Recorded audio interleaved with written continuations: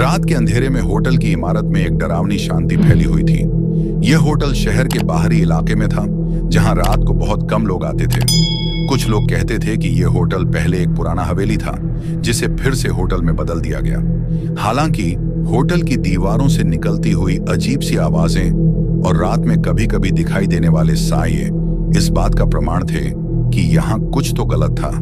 राज और रीना, एक कपल जो दिल्ली से आए थे, इस होटल में रुकने के लिए आए थे। वे थके हुए थे और सुबह की यात्रा के बाद एक रात का आराम चाहते थे। यहाँ रातें बहुत शांत होती हैं, रिसेप्शनिस्ट ने मुस्कुराते हुए कहा, लेकिन दोनों को थोड़ा अजीब लगा। रूम में पहुंचते ही उन्हें उस जगह की खामोशी और घना अंधेरा थोड़ा अजीब सा लगा। कमरे की दीवारों पर पुराने चित्र लटके हुए थे और एक बड़े से बर्तन में फूलों की मुरझाई हुई सजावट थी। राजा और रीना ने इसे नजरअंदाज किया और बिस्तर पर आराम करने लगे।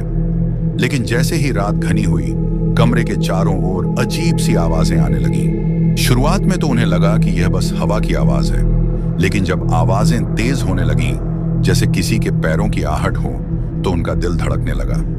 राज ने कमरे की लाइट्स चेक की और यह देखकर चौंक गए कि एक लाइट टिमटिमा रही थी, जैसे किसी ने उस पर हाथ रखा हो।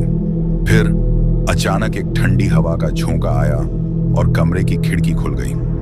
राज और रीना दोनों डरे हुए थे, लेकिन जब उन्होंने खिड़की को बंद किया तो देखा कि बाहर का माहौल बिल्कुल अजीब था। हवेली के पुराने हिस्से की छांव में कुछ साए चलते नजर आ रहे थे।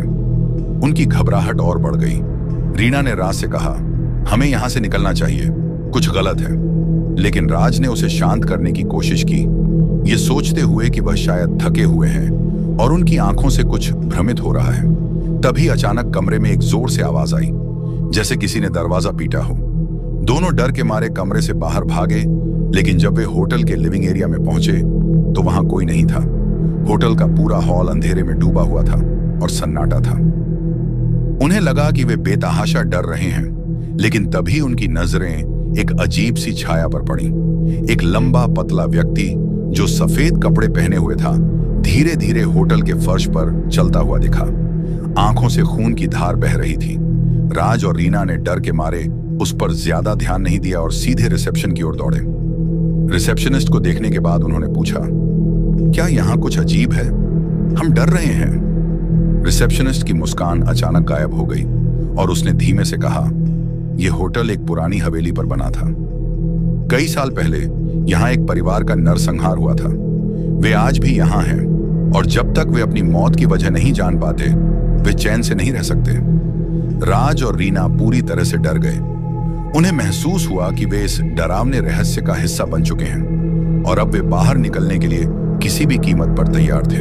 रिसेप्शनिस्ट ने कहा, अगर तुमने ठीक से होटल छोड़ा तो तुम सुरक्षित रहोगे, लेकिन याद रखना, इस होटल में हर रात एक आत्मा घूमती है और वह तुम्हारे डर का शिकार बन सकती है।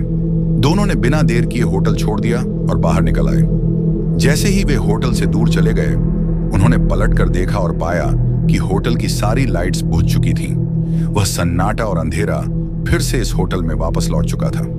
आज भी जब लोग उस रास्ते से गुजरते हैं तो वे होटल के बारे में बुरी बातें सुनते हैं, लेकिन किसी ने कभी भी यह नहीं जाना कि उस रात के बाद राज और रीना ने उस होटल के बारे में किसी से एक शब्द नहीं कहा, क्योंकि उस रात का डर वे आज भी अपने दिल में महसूस करते हैं।